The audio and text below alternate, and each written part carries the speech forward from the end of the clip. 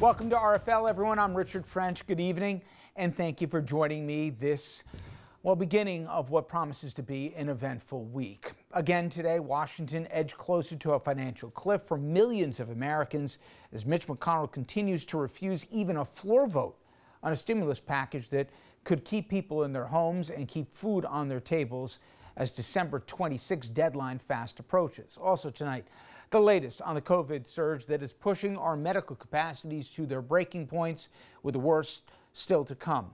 We'll take you inside the ICUs and we'll hear from an expert about when and how we'll be getting these desperately needed vaccines and who will and should be getting them first. Then we will take you down to Georgia for a live report. They've become the center of the political universe, and we're going to be finding out who has the edge in the race to control the U.S. Senate, because that is the stakes. Now, we're going to get to all that and more this hour, but I wanted to begin our program with an assessment of where we are at this moment in American history and why it feels so different from other dark moments when the American resolve was put to the test.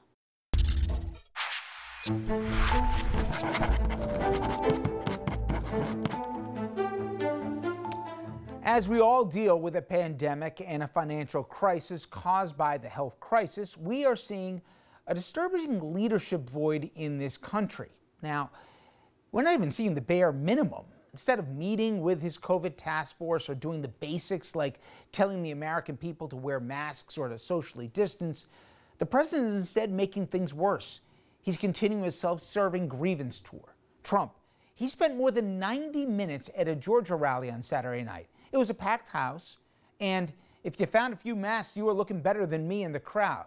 He barely mentioned the COVID outbreak. Today, in the Oval Office, instead of calling congressional leaders to the White House to cut a deal for COVID relief, instead, he spewed nonsense about the election that he lost by 7 million votes. I think the case has already been made if you look at the polls. It was a rigged election. You look at the different states, the election was totally rigged. It's a disgrace to our country. No, he's being disgraceful with the lies. And to make matters worse, the vast majority of the Republican Party is going along to get along. They are enabling this president's fantasy. Washington Post, they surveyed every Republican member of Congress. And I want you to listen to these numbers because it is not the America that I thought I lived in. 27 of them, that's 27, not 227, 27 members of the House and Senate combined would even acknowledge that Biden is the winner. That means 220 members of the GOP wouldn't say who won the election, and 2 numbskulls actually says Trump won. Take a listen to a small sample of some of these Republicans who are too afraid to admit the truth. President-elect technically has to be elected president by the electors. That happens in the middle of December. What matters is we're going through the process to allow this process to work its way to Inauguration Day. The future will take care of itself. As I've said repeatedly, we're going to go through these processes. The Electoral College is going to meet December the 14th. In 2 weeks, we're going to know. But the president has had his chance, and he should have. So in 2 weeks, you're going to be willing to call President-elect Biden the president-elect?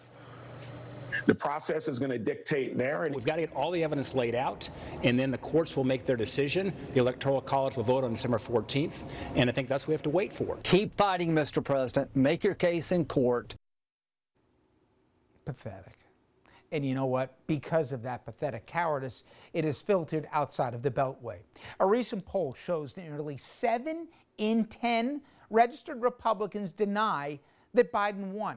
And it's also worth noting that 4 years ago, when Trump won by a same electoral margin, and even though Hillary Clinton got 3 million more votes in the popular vote, Republicans, they didn't wait a single news cycle to congratulate Trump. They declared him the winner, and they started doing a victory lap within hours.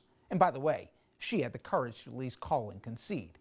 The president and the vast majority of Republicans, they're frankly right now a profile in cowardice, and it will carry a price for this country. Trump can't even manage to ask Americans to make the most basic and simple sacrifice that every other world leader has. It's called wearing a mask. And it's not just for themselves, but to prevent and protect their fellow Americans. So instead, he continues to play politics. He stokes his base by having the nerve to mock mask wearing. This all is happening as Congress continues to dither and the president continues to care only about himself. What's new? We do, though, have realities on the ground in America. We have food lines in this country, the likes of which we have not seen since the Great Depression. Tens of millions of Americans, they are out of work, and as many as 50 million are having trouble feeding their families. Yet the president is not lifting a finger to rally support for a COVID relief bill, and every day that passes, meaning more and more Americans are suffering. So when I think about what's happening in Washington right now, it's not only bad, but by comparison, it is unrecognizable. It got us thinking about what happened during other crises in this country, and particularly a window of time that was arguably much worse. Today is December 7th, and that day should mean something because it is the day, as they say, that would live in infamy, Pearl Harbor Day. Yesterday, December 7th, 1941, a date which will live in infamy. The United States of America was suddenly and deliberately attacked by naval and air forces of the Empire of Japan.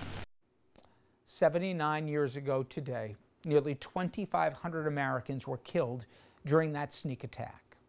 Fast forward to today, and we are seeing 2,000 people in this country killed by COVID every 24 hours, and that daily number is expected to grow in the coming weeks.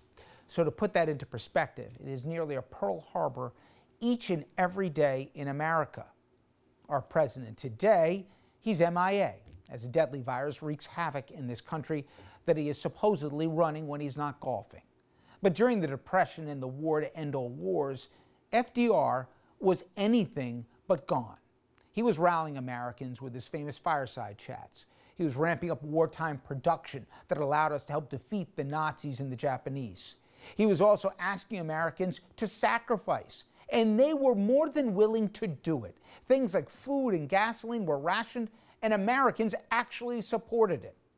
The government unveiled those Rosie the Riveter to help recruit hundreds of thousands of women to join the war effort, building things like planes and tanks. And during the Depression, Franklin Roosevelt didn't lie to the American people, or for that matter, constantly talked about how great he was. Instead, he told them what the truth was and that he and America was going to be there for them. He got to work immediately. He marshaled all of the federal government's resources to feed the hungry and to give jobs to the jobless. FDR created an alphabet soup of agencies, and they put the American public to work. He created Social Security so people could have a nest egg when they retired. He declared a bank holiday to stop runs on the bank, then urged people to put their money back in instead of taking it out. And unlike today, instead of doing everything possible to comfort the affluent, FDR, he prioritized the people who needed help the most. He famously told people that there was nothing to fear but fear itself. Today, all we are fed is fear. My president doesn't gird us for the hard road that lies ahead, or to preach minimal sacrifice in the form of a flippant mask. Where people pulled together, and where Americans once believed that we were stronger together, today, political arsonists preach conspiracy, and they egg on even violent division. Through World War and the Depression, America birthed the greatest generation, and it was a well-earned name. True patriots, they steeled in the idea that the idea of an America was worth fighting for, and that government could be and was an agency for the average American. Today, we hear daily personal grievance, pitiful lying, and a shocking indifference to even pretend, just pretend, to care about a war waging within our borders in every hospital, coast to coast. We have learned these past 4 years to recalculate what constitutes as shocking. But every once in a while, like today, we are reminded of what this nation is capable of and what we all deserve from those that we elect to lead. I'm less sure of a lot of things nowadays, but I am sure of this. America deserves so much better than the national disgrace that we have to endure for hopefully just another 44 days. All right, everyone, when we come back, I'm going to show you just how bad the COVID outbreak is getting and also explain why the worst could be yet to come.